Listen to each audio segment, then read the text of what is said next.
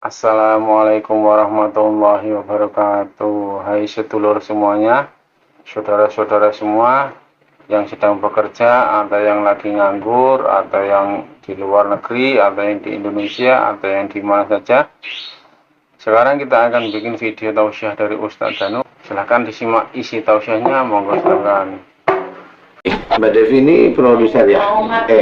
Produser. Itu masalah dulu sampai dia dugem itu ya?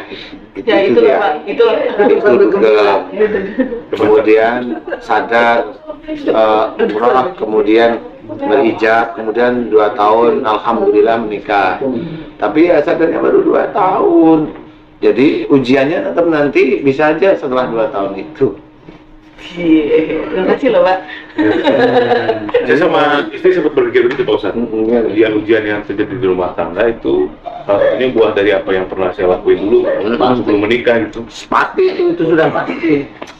Itu sudah pasti karena Allah sudah menulis dalam Quran. Jadi sudah tidak bisa, tidak, harus diakui. Harus diakui. Contohnya gimana? Contohnya? Ya, tapi pakai mikro.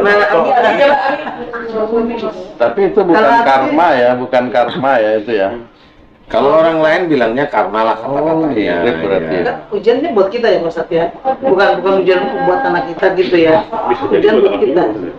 Sebenarnya ujian itu kan dari kata namanya waja'alna ba'dakum libatin fitnatan atas birun, itu kan kalimat Allah yang harus dijelaskan.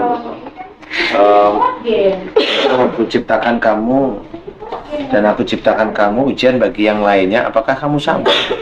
Nah, sebenarnya kalau dari kalimat Allah ini kan harus kita tahu bahwa pada waktu kita duduk di sini, ujian kita itu yang Mbak Devi, ya istri, ya Pak Hajasan, Pak Tanpa, itu ujian kita. Nah, ujian bentuknya apa? Bisa kalimat yang tidak menyenangkan. Ujian selain itu apa? Kalimat yang memuji saya sehingga saya akan jatuh. Itu sama, itu ujian. Nah, yang dilihat oleh Allah Ta'ala itu kesabaran kita. Sabar itu apa? Ya sabar itu mengetahui kalau maunya kalimatnya nggak enak, harus diterima dengan lapang dada, berarti Allah mengizinkan kalimat itu keluar. Kalau kalimat itu bentuk ujian, bentuk pujian, kalau pujiannya orang itu pasti jatuh. Nah, pada waktu dipuji, ya di sini langsung walillah ilham.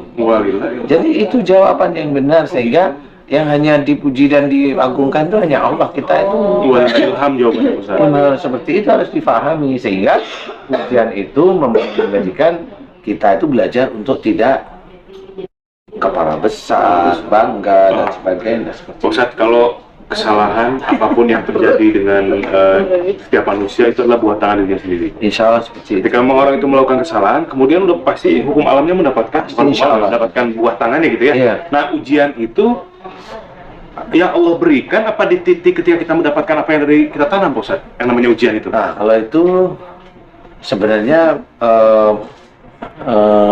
dempetan bisa. Musibah itu menjadi ujian bisa.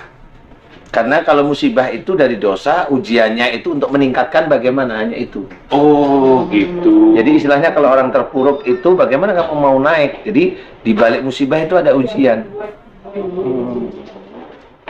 Jadi bagaimana setelah dia itu dapat musibah, bagaimana dia tahu enggak kalau musibah itu dari buah tangan dia. Kalau dia sudah tahu, ya, kemudian dia taubat, kemudian dia memperbaiki diri, nah itu baru Ujian baru itu masuk proses ujian, itu. proses menuju ujian dia.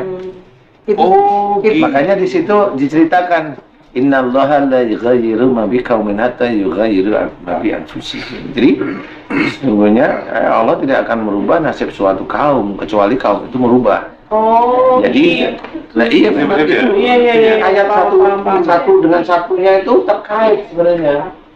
Makanya pada waktu dia dapat musibah, dia dapat ayatnya ini. Wa ma sababu musibatin fa mimma kasabat aydikum. Apa saja musibah yang keterima disebabkan dari buah tangan sendiri. Ini musibah dia. Nah, kemudian itu bisa menjadi ujian. Nah, gimana dia menyelesaikan musibah itu? Nah, musibah itu bisa menjadi ujian kalau dia sudah paham, kemudian masuk Kalau tidak Ingat paham dan ayat. tidak tobat berarti tidak ada ujian. Tetap buah tangan tadi itu, Ustaz. Dia tetap menjadi ujian tapi nggak lulus. Nggak lulus, Dia gitu. disodorin kertas ujian tapi nggak diisi.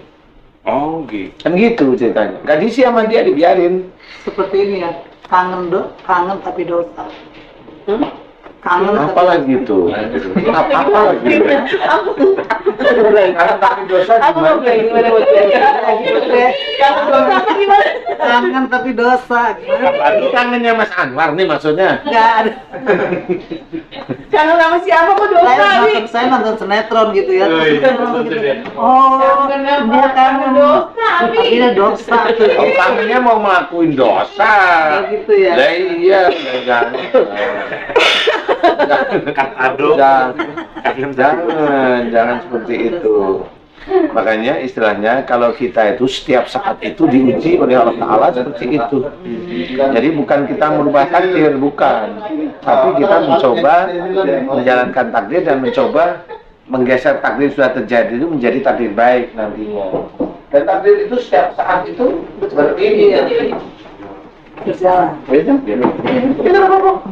Aku nimbrung aja saya. Jadi takdir itu setiap saat berjalan terus menerus. Takdir itu nggak bisa hari ini berhenti enak, besok berhenti enak, besok lagi enak, nggak seperti itu. Kalau Allah itu memberikan seseorang keenaan, kenikmatan dunia, dan kita lihat dia agamanya pas-pasan, itu istijrat loh. Insya Allah banyak istijratnya daripada nikmat dari Allah Ta'ala, benar nggak Ustaz ya? Banyak istijratnya. Waktunya. Ya, Allah itu benar-benar mau memberikan seseorang itu harta yang melimpah kalau dia bisa melakukan apa yang dilakukan Nabi Sulaiman. Pak Kiai, biar lebih menghangatkan suasana, ya kan? Jadi, apakah harta itu sifatnya hanya materi? Apakah bisa lebih luas lagi, seperti istri yang soleh, anak yang soleh dan saleh itu bisa dikatakan harta atau? Iya, harta bisa seperti itu atau rezeki itu nggak cuma harta aja. Rezeki itu tetap anak soleh, istri yang soleh dan sebagainya. Itu harta, termasuk itu harta. Kenapa? Nah ini bedanya. Kalau harta istri, anak soleh itu harta dinikmati di dunia, tapi harta itu dinikmati juga di akhirat. Tapi kalau harta secara fisik itu hanya dinikmati di dunia. Belum tentu harta yang secara fisik ini bisa akan mendatangkan pahala di akhirat. Karena dia tidak tahu. Tapi kalau kita mengajarkan istri kita itu soleha, kita mengajarkan anak-anak kita itu menjadi anak soleh dan soleha, nah itu harta di dunia kita senang lihat anak-anak soleh-soleha. Senang. Saya tidak bilang bahagia, senang biasa. Senang bahwa anak saya begini. Enggak, insya Allah tidak keluar dari koridor kita sebagai seseorang yang masih punya banyak kesalahan ya Ustaz ya. Kita senang melihat anak kita begini, senang. Senang kita itu nanti diuji nih. Diuji pada waktu kita tidak di rumah nih. Pada waktu di luar rumah nih. Pada waktu dalam pembicaraan umum. Nah, kita membanggakan anak atau istri apa tidak? Kalau pembicaraan itu kita itu tidak membahas anak, tidak membahas istri, kemudian kita yang betul-betul pada saat itu kita melihat istri dan anak kita itu soleh-solehah ya. Kita banggakan di titik itu, ujian kita gagal. Berarti Jadi ada kesalahan di situ. Berarti mungkin kalau dikaitkan dengan hijrahnya belum sampai.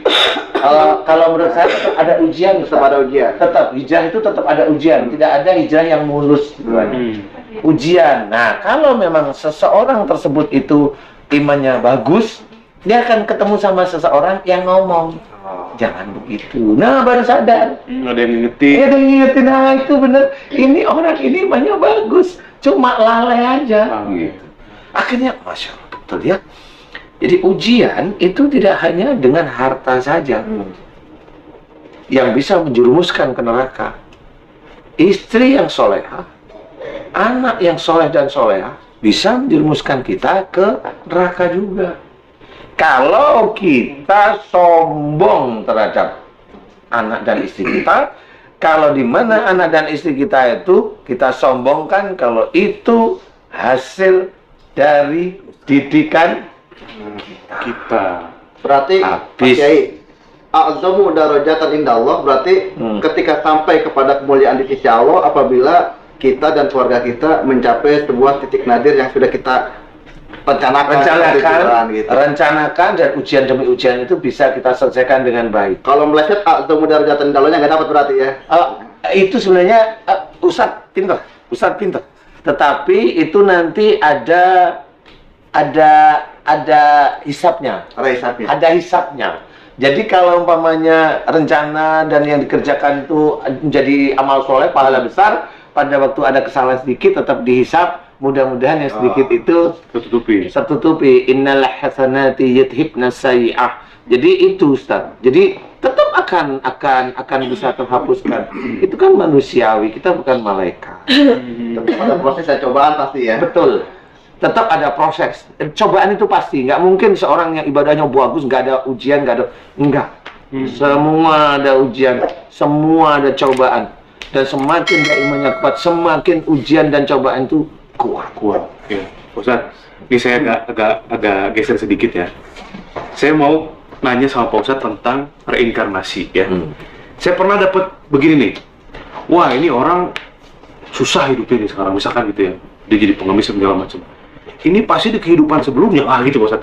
Di kehidupan sebelumnya dia tuh orang kaya tadi dia, terus kemudian dia melakukan kemaksiatan, melakukan dosa besar di hadapan Allah, akhirnya terlahir kembali. Itu bahasa itu sebetulnya benar apa? Salah. Nggak ada kan Pak Ustaz reinkarnasi? Salah. Dia lihatnya dari sisi mana? Harus dijelaskan dulu. Saya orang yang bisa menghormati pandangan orang lain. Saya insya Allah orang yang bisa menghormati pandangan orang lain. Boleh dia ngomong betul. Saya tanya, kamu tahu dari mana itu? Saya tanya itu, bisa jawab nggak dia? Kalau dia bilang, oh masalahnya dulu di pandangan saya, gambaran saya orang, nah itu kan beda, itu pandangan dia. Itu pandangan dia. Subjektivitas. Jangan. Nah ini yang harus kita benar-benar salah kamu. Berarti kamu ada gambaran dari ilmumu sendiri, dan ilmumu itu yang akan menghantar kamu menjadi syirik. Karena kalau dia bilang, oh dulu itu pasti dia dulu begini-begini. Nah kalau dia pastikan, siapa orang yang memastikan kejadian di dunia tidak ada dalilnya, orang itu sudah bermain Tuhan-Tuhanan, berarti dia melakukan perbuatan syirik. Dia pasti dulu, nah. Ini nggak bisa. Dulu dia, nggak boleh seperti itu. Tapi menurut saudara-saudara kita yang lain itu dipahami. Nggak apa-apa. Dalam kitabnya. Oke. Dipahami, oke. Kemudian saya menerangkan, bukan saudara lah, teman. Dulu saudara, sekarang teman. Kalau saudara itu maksudnya seiman. Kalau teman itu nggak perlu seiman, boleh. Gitu ya. Dulu rohnya saudara. Jadi yang dimaksud tadi adalah dia melihat sesuatu di tubuh orang itu. Umpamanya orang itu kok ada monyet ya? Oh dulu dia reinkarnasi dari monyet. Nah yang dilihat dia itu jin, bukan reinkarnasi, bukan roh. Ya, insya Allah bisa jelasin itu jin yang dia lihat. Ini jin bos. Iya, jadi nggak bisa seperti itu. Kemudian dia kesurupan monyet, kesurupan ular. Oh dulu ini, oh nggak bisa seperti itu. Kalau itu seperti itu kan kita ada siraman kolbu. Yang monyet, yang jin, yang harimau kita selesaikan, alhamdulillah sembuh. Berarti dia nggak ada reinkarnasi. Emang dia manusia biasa kesurupan jin. Jadi untuk orang-orang teman-teman kita ngomong seperti itu terbantahkan. Kalau reinkarnasi untuk perubahan sikap, misalkan bukan kepada manusia, kepada sifat dan sikapnya. Misalkan orang itu dulu tidak baik, oh sekarang baik. Orang itu dulu pelit, oh sekarang lagi sedekah, itu masih diperbolehkan. Kalau reinkarnasi itu, kata-kata reinkarnasi itu sebenarnya terlahir kembali. Terlahir kembali. Ya. Berarti kepada fisiknya ya? Kepada fisik ketemu fisik. Kalau yang Ustadz maksud ini kayaknya hijrah aja. Ya. Jadi kalau itu insya Allah sih boleh ya. Karena apalagi kalau kita Ustadz, kita kan memahami bahwa kita juga masih banyak kekurangan, kesalahan sama Allah.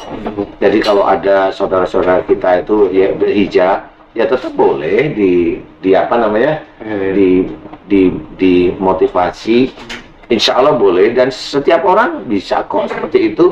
Kayak umpamanya tadi Mbak Devi dari yang senang begitu, akhirnya mencoba untuk kembali ke jalan Allah, itu boleh aja. Nah ini agak beda-beda tipis nih pemirsa nih antara kita menunjuk orang itu baik ataukah berprasangka orang itu baik. Kira-kira yang enak kalimatnya seperti apa? Karena kalau menurut saya secara pribadi itu kawan-kawan semuanya bahwa orang baik, orang saleh itu sikapnya adalah sebuah sesuatu yang gaib.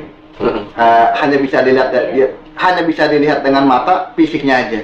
Tapi kelakuannya, tingkah laku dan akhlaknya itu kan sebenarnya kegaiban dirasakan. Aslinya. Jadi yang enak kalimatnya, bolehkah kita menunjuk orang itu baik atau berprasangka bahwasanya orang itu baik, Pak Kiai? Ini pertanyaan cakep ini Ustaz. Begini, oke, saya akan buka. Kita memang tahu orang ini kelihatannya baik. Nah, Tapi di hati kita mendoakan orang ini baik, tapi hati kita, ya Allah, aku mendoakan orang ini baik. Orang ini baik. Beda dengan meyakini bahwa dia baik. Beda nih. Sebenarnya kebaikan itu yang tahu Allah. Benar Ustaz tadi, saya setuju. Ustaz sangat hati-hati untuk memilih kata-kata. Tetapi kalau kita untuk memotivasi orang itu agar menjadi lebih baik, kita juga berdoa, ya Allah, aku akan menjadikan saudaraku ini lebih baik. Orang ini insya Allah baik. Padahal kita tahu dia kurang baik. Doa maksudnya memotivasi. jadi orang baik itu tidak mengikrarkan dirinya baik. Siap. Bahkan orang soleh tidak mengikrarkan dirinya soleh. Benar. Karena kebanyakan di medsos, di lingkungan kita, orang itu menyolehkan dirinya. Kalau dapat rezeki, dia bilang, saya nggak bilang saya. Dia bilang, ini rezeki anak soleh. Dosa, dia bilang begitu. Kenapa dosa? Dia mengikrarkan solehannya dia sendiri. Berarti dia bermain Tuhan-Tuhanan. Syirik sebenarnya orang tersebut. Nah, ini yang tidak pernah dipikirkan. Itu ibarat riya yang sangat tipis, ibarat semut yang terlihat pada waktu malam yang gelap. Iya, tapi kalau saya enggak, Ustaz. Kalau saya jelas banget ya. Karena kalau kita tahu, loh, yang kalau memang soleh itu kan kita tidak tahu.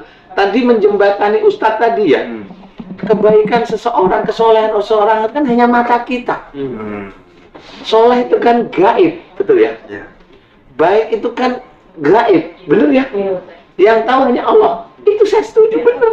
Makanya kalau kita mau ngomong baik, hati kita mendoakan sebenarnya. Mudah-mudahan orang ini baik. Itu cakep. Makanya kalau ada orang bilang, ini rezeki anak soleh, berarti dia mendeklarkan bahwa dianya soleh, dia sengaja atau tidak sengaja dia bermain Tuhan. Dan dia insya Allah syirik. Berarti Ustaz, kalau ada orang bilang, wah ini orang baik, ini orang soleh, langsung walillahil hamd, atau bagaimana Ustaz? Ini ada beberapa kata-kata dari orang yang beda-beda di sini. Jadi kalau mamanya Mas Bobi ngomong sama saya, ya cukup di hati begitu. Walillahil hamd. Ya, segala puji dan keagungan itu milik Allah. Enggak perlu ngomong, cukup di sini. Bisa ngomong, bisa menjadi pelajaran, tapi tidak ada kesombongan. Kalau yakin takut sombong, cukup di hati. Nah, di titik seperti itu, kita harus seperti itu. Nah, tapi kalau kita tadi bicara, kan ada memotivasi seseorang untuk menjadi baik. Itu bisa. Mamanya contoh, Pak Devi. Kan gitu. Pada waktu saya bilang, ini hanya contoh. Pada waktu saya bilang, ya Allah, saya akan memotivasi Mbak Devi menjadi orang baik. Ya Allah, saya bilang, insya Allah Mbak Devi itu baik. Nah, di titik baik, saya sebenarnya ngerti kekurangan Mbak Devi. Mbak Devi ini sama orang tuanya, sama ayahnya khususnya, dia hormat banget. Padahal cewek. Dia langsung mandek. Nah, di sini sebenarnya pelajarannya. Orang lain nggak tahu. Jadi maknanya ketika Pak Kiai saya perhatikan mengucapkan insya Allah, berarti melibatkan Allah ya. Dan alhamdulillah segala puji bagi Allah. Mudah-mudahan ini orang baik di sini. Iya benar. Jadi kita pun kata-kata kita jaga sebenarnya, Ustaz. Kita mencoba menjaga semuanya. Nah, saya selama di sini Pak Ustadz ya, ketika dengar pujian takut jadinya ya. Kalau ada orang ngomong gimana tuh jadi was-was gitu. Waduh bahaya nih. Umumnya orang-orang mau misalkan Boleh. puji apa jadi. Ini was-was itu. Oh iya ya. Guys, Hai guys. selesai dulu ya guys ya. Sampai bertemu lagi. Cakep, Ustadz Zaki, cakep itu. Aduh, Backnya cakep. hebat bener. Baru itu saya.